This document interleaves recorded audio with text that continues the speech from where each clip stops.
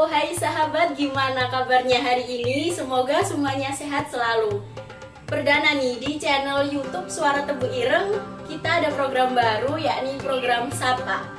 Program Sapa sendiri adalah program yang akan menyapa seluruh hal yang ada di Jombang dan sekitarnya.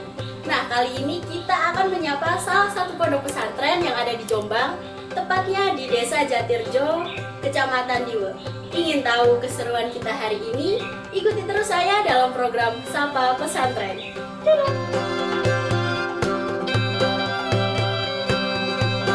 Nah, sahabat, kita udah nyampe di lokasi Pondok Pesantren Tahfidzul Quran Aisyah Darul Hakam.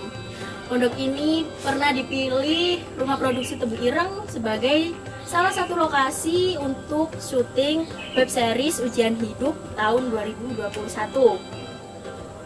Pondok ini juga merupakan pondok tahfidz yang banyak mencetak kader hafidz baik dari dalam Jombang maupun luar Jombang. Nah, sekarang saya mau nyapa salah satu santri yang ada di pondok sini. Kita cari-cari dulu santrinya. Nah, kebetulan itu ada yang setengah nyapu-nyapu. Kita tanya-tanya dulu. Dengan Mas siapa? Mas Sila. Asal mana, Mas? Asal Bandung. Bandung, Jawa Barat. Jawa Barat. Jauh ya? Mondok di sini udah berapa lama? Alhamdulillah baru 2 tahun. Lumayan ya, awalan pondok. Hal yang membuat Mas Bilal betah di pondok ini itu apa? Kegiatannya mungkin gimana? Di sini mengajarkan cara kesederhanaan, terus bermasyarakat, dan lain-lain. Gitu ya, Mas. Oke, makasih kalau gitu. Terima kasih. Nah, itu tadi sekilas tanya jawab terhadap santri di Pondok Pesantren Tahfidzul Quran Aisyah Darul Hakam. Next, kita akan sapa salah satu pengasuh di Pondok Pesantren ini.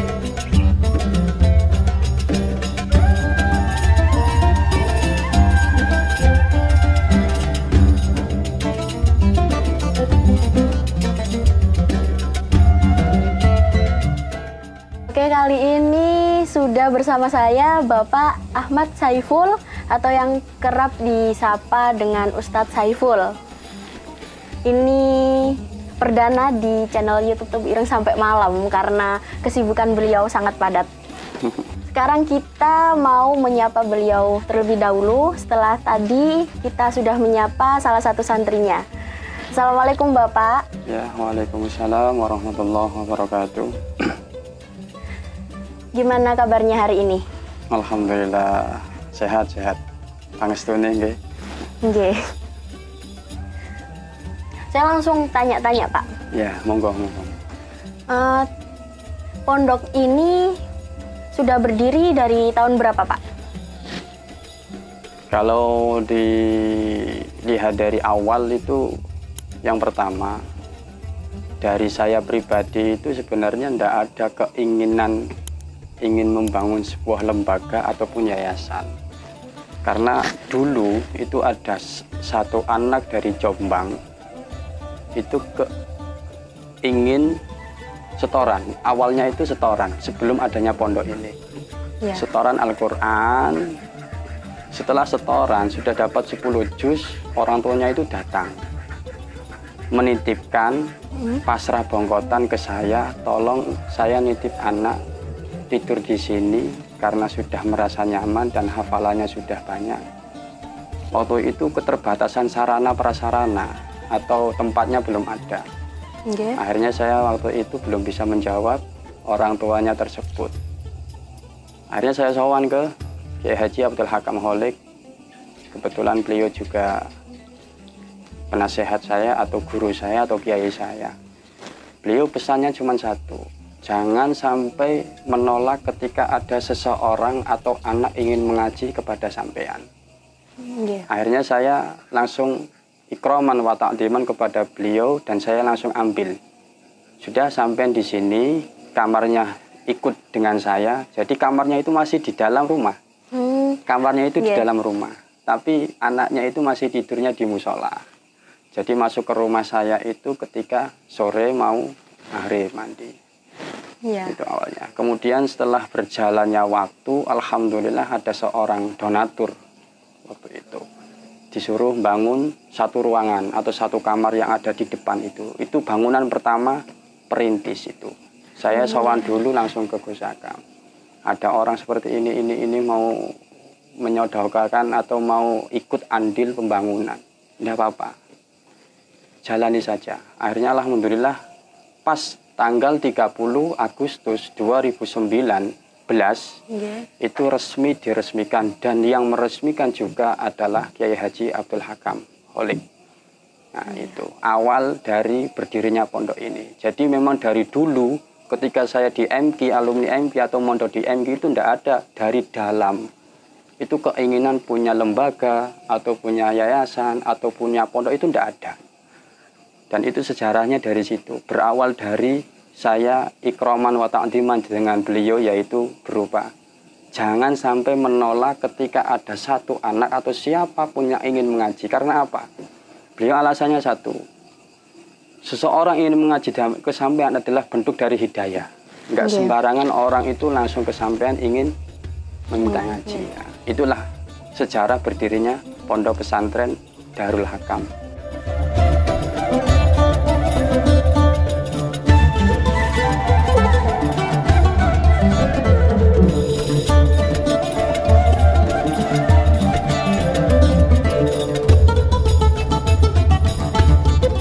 Waktu peresmian itu belum ada namanya.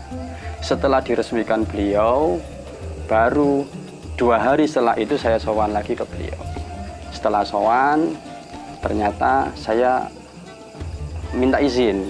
Gimana kalau namanya pondok ini Pondok Pesantren Tahfidzul Quran Darul Hakam. Nah, ya monggo. Beliau hanya menjawab seperti itu. Alhamdulillah, saya kasih nama Pondok Pesantren Tahfidzul Quran Darul Hakam. Dapat 1 minggu saya dipanggil. Ya, tapi yang manggil itu putranya. Putranya Bapak Niku. Nah, putranya Kiai Haji Abdul Hakam Holik, yaitu disuruh nambahin namanya Mbah dari istri saya. Kebetulan kan aslinya kan sini. Akhirnya diganti menjadi Pondok Pesantren Aisyah Darul Hakam, dan Aisyahnya itu adalah Mbah dari istri saya. Itu sejarahnya. Intinya apa? Saya dari dulu ketika mondok di MK itu tidak ada unek-unek kepingin bangun pondok. Aku khatam Quran. Saya selesai. Pokoknya harus membangun pondok, yayasan atau lembaga, itu tidak ada. Tidak ada planning ya, Pak? Tidak ada planning. Jadi saya memang dulu itu seutuhnya saya harus mengabdi di MK. Meskipun saya sudah menikah, saya harus totalitas di MK. Ternyata Allah berkehendak lain. Akhirnya jamnya di MK itu dipersingkat atau diperkecil, akhirnya di sini diperbanyaknya di sini. Karena waktu peresmian itu ya dari MK itu datang semua, seperti Yai Syakir, seperti Ustadz Jalaluddin, seperti Ustadz Yusmianto, itu semua unit-unit atau pengurus itu ikut serta meresmikan pondok itu. Dan itulah alhamdulillahnya saya itu ada support dari seluruh ustadz-ustadz yang ada di MK, terutama di Gus Hakamnya itu.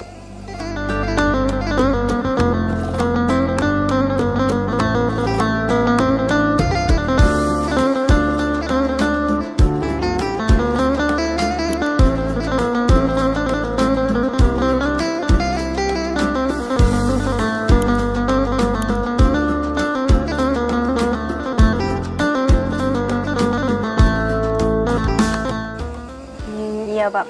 Terus untuk metodenya sendiri, Bapak samain sama metode Bapak pas di MK apa gimana? Kalau pondok ini itu enggak menghilangkan sekecil apapun program atau metode yang ada di MK.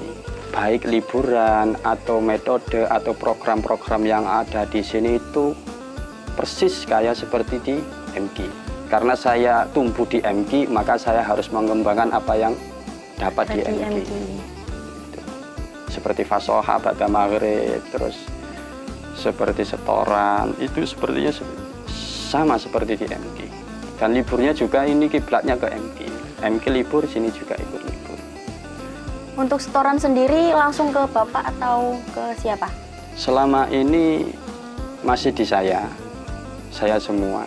Jadi saya belum menemukan generasi, meskipun dari luar itu, dari teman-teman yang dari luar itu, sampai sudah waktunya mencari teman untuk bisa membantu. Saya nggak mau, alasannya apa?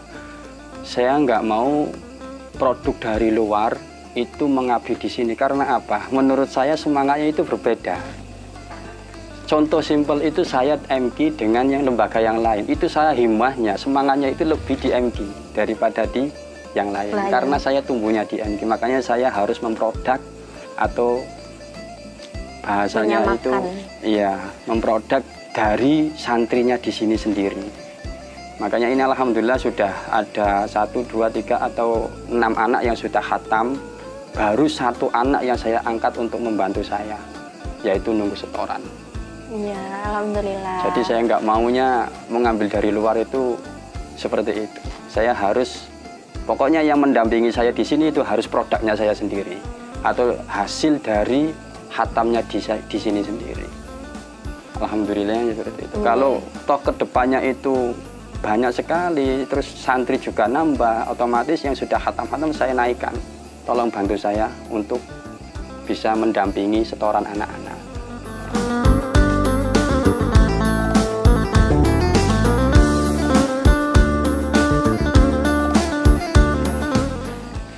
Terus ini khusus santri putra, sampean ndak ada pikiran untuk buka pondok putri mungkin? Untuk saat ini sih ndak ada, tapi insya Allah untuk kedepannya itu ndak ada untuk pembukaan santri putri, insya Allah ndak ada. Jadi saya ingin fokus di putranya saja. Iya. Udah kalau gitu Pak, makasih. Sedikit wawancara dari saya. Ya, terima sama-sama. Di sela kesibukan Bapak sampai malam ini. Nah, buat sahabat yang punya anak, punya tetangga, punya cucu, punya saudara, ingin mondok bisa mondok di sini. Alamatnya ada di Desa Jatirjo, Kecamatan Diwe.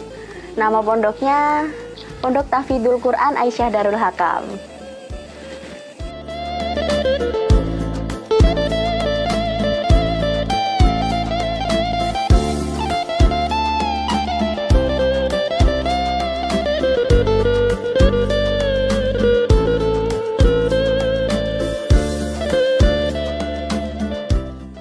Nah, itu tadi keseruan kita dari siang sampai malam. Perdana nih di channel YouTube Suara Tebu Ireng. Kita mulai shoot dari siang sampai malam. Ingin tahu keseruan selanjutnya di program Sapa? Saksikan terus channel YouTube Suara Tebu Ireng. Dan jangan lupa komen, like, subscribe. Saya Alvina Bila. Khairun nas anfa'uhum linnas, sebaik-baik manusia adalah yang bermanfaat bagi manusia lain. Wassalamualaikum warahmatullahi wabarakatuh.